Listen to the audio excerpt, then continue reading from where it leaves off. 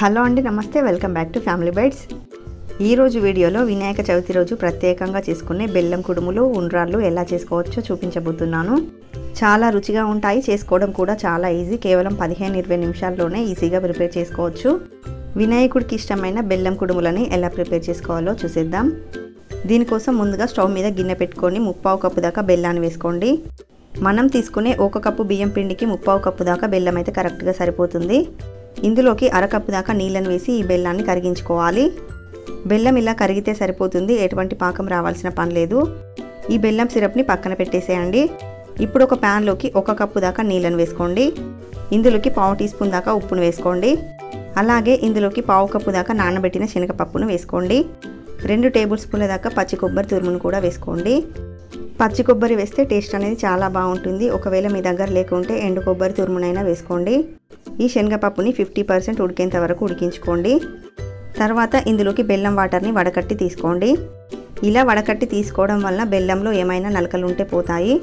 ఇదంతా ఒకసారి బాగా మిక్స్ చేసుకొని ఇందులోకి 1 టేబుల్ స్పూన్ దాకా నెయ్యిని వేసుకోండి. ఇలా నెయ్యిని వేయడం వలన మనం చేసే కుడుములు, ఉండ్రాలు అనేవి టేస్టీగా వస్తాయి.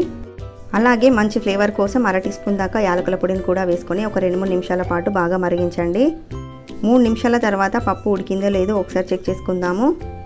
ఇలా శనగపప్పు మెత్తగా ఉడికాక ఇందులోకి మనం ఏ కప్పుతో అయితే నీళ్ళని తీసుకున్నామో అదే కప్పుతో 1 కప్పు దాకా పొడి బియ్యం పిండిని వేసుకోండి. మీరు తడి బియ్యం పిండి తీసుకుంటే మనం తీసుకున్న వాటర్లో 1/2 వంతు తగ్గించి తీసుకుంటే సరిపోతుంది.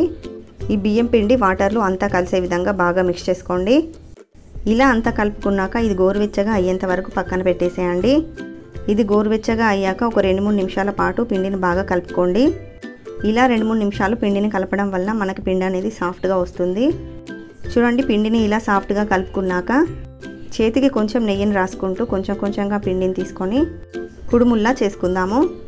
ఫస్ట్ రౌండ్గా బాల్లాగా చేసి ఇలా వేళ్ళ అచ్చులు పడేలా ప్రెస్ చేస్తే మనకి కుడుములు రెడీ అయిపోతాయి. ఇలా మనకి ఎన్ని కావాలంటే అన్ని కుడుములను చేసి తీసుకోండి. ఇక్కడ నేను 5 కుడుములని 5 ఉండ్రాళ్ళని చేస్తున్నాను. ఉండ్రాళ్ళ కోసం చేతికి కొంచెం నెయ్యిని రాసుకొని రౌండ్ బాల్ లాగా సాఫ్ట్గా చేయండి.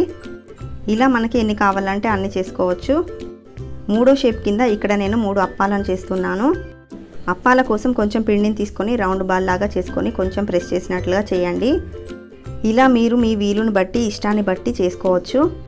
మీరు కావాలంటే ఇదే పిండితో మోదకులని, జిల్లేడుకాయలను కూడా ప్రిపేర్ చేసుకోవచ్చు. ఇలా అన్నింటినీ ప్రిపేర్ చేసుకున్నాక వీటిని స్టీమ్ చేయడానికి ఇక్కడ నేను ఇడ్లీ ప్లేట్స్ని తీసుకున్నాను.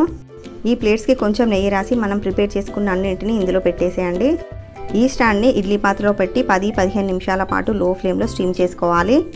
15 నిమిషాల తర్వాత వెంటనే తీయకుండా ఒక 5 నిమిషాలు ఆగి బయటకు తీయండి.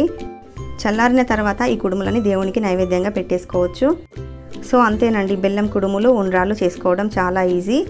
ఈ వినాయక చవితికి ఈ ప్రాసెస్లో మీరు కూడా ఒకసారి ట్రై చేసి చూడండి. ఈ సింపుల్ అండ్ టేస్టీ రెసిపీ మీకు నచ్చితే వీడియోని లైక్ చేయండి, షేర్ చేయండి. మరిన్ని టేస్టీ రెసిపీస్ కోసం ఛానల్ని సబ్స్క్రైబ్ చేసుకోండి. Thank you for watching.